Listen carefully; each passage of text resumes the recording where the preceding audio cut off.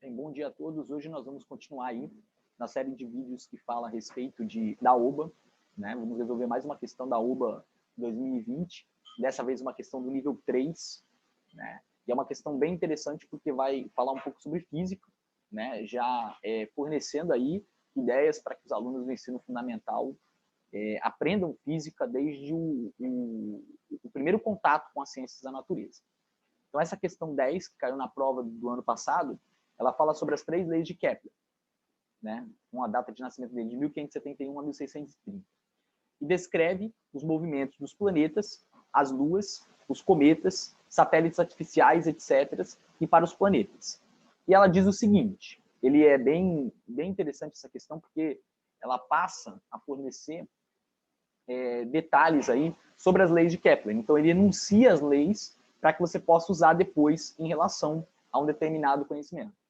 Então, a primeira lei, a órbita de cada planeta é uma elipse, estando o Sol num dos focos. Essa ideia, eu acho que para os alunos ainda do ensino fundamental é um pouco complicado do que é uma elipse, até porque ele desenhou uma órbita que parece um círculo, né? Mas a ideia de uma elipse, só para a gente, né, fazer aqui, né, uma consideração sobre o mesmo, né, seria algo mais oval, assim, né? Então, os alunos podem não conhecer por conta de não conhecerem a curva ainda no ensino fundamental, e o desenho também não ajuda muito, né? Aí a segunda lei fala que uma linha reta entre o Sol e o planeta varre áreas iguais em iguais intervalos de tempo.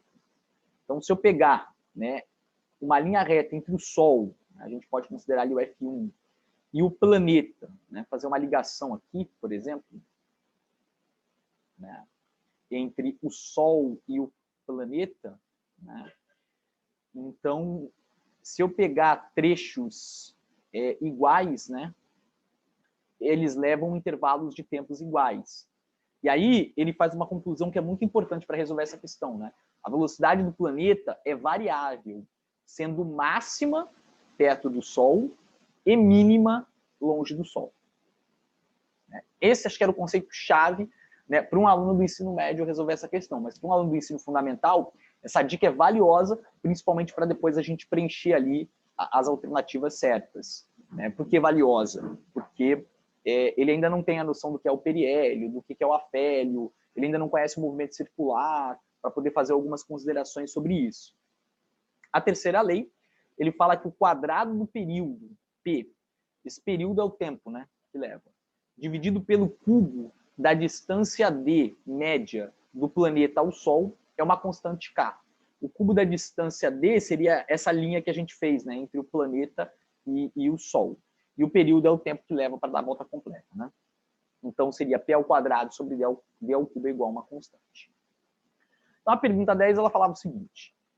A figura mostra a órbita da Terra exageradamente achatada, pois ela é quase circular. Aí exagerou, né? Mas, assim, para a gente ter uma noção da elipse, essa aí, figura que eu fiz ajuda bastante. Suponha que o Sol está em F1, a Terra se move na sequência A, B, C e D, e ele pede para a gente marcar a afirmativa correta em cada I. Então, eu vou marcar com X. Né? Em qual dos pontos B ou C a velocidade da Terra é mínima? Para responder a essa pergunta, o que nós vamos analisar? Nós vamos analisar a segunda lei, que ele fala que a velocidade sendo máxima perto do Sol e mínima longe do Sol. Então, entre os pontos B e C, a velocidade vai ser mínima nesse ponto C, né? Que é um dos pontos importantes aí para a gente poder fazer uma construção.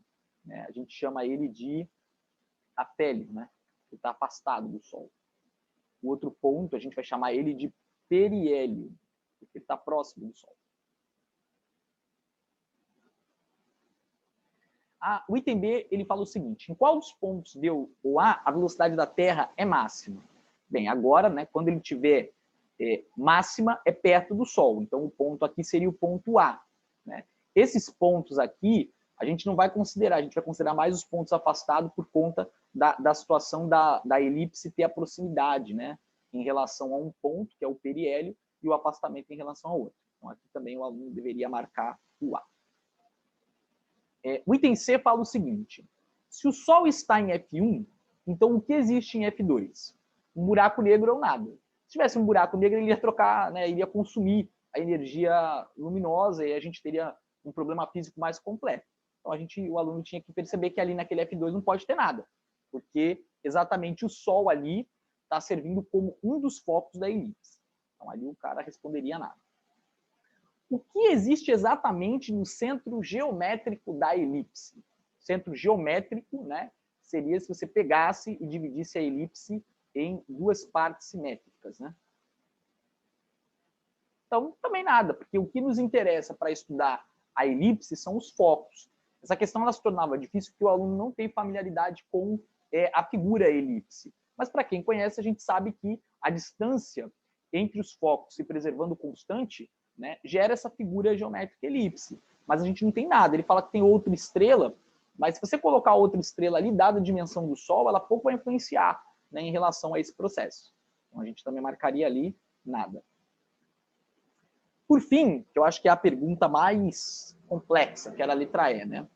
A velocidade da Terra, ela é decrescente quando se aproxima de A ou de B. Ou seja, quando que ela diminui? Quando ela se aproxima de A, ela vem aumentando.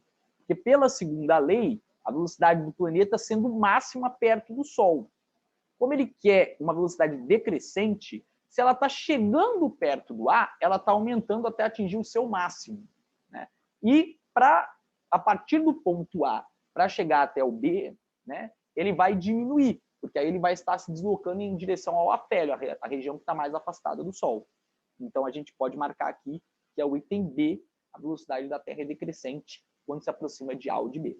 Espero que vocês intensifiquem aí os estudos. Essa semana toda eu vou estar colocando vídeos aí com questões da UBA, para que vocês conheçam melhor essa Olimpíada e se preparem para ela que está prestes a acontecer. Tenham um bom dia e até mais.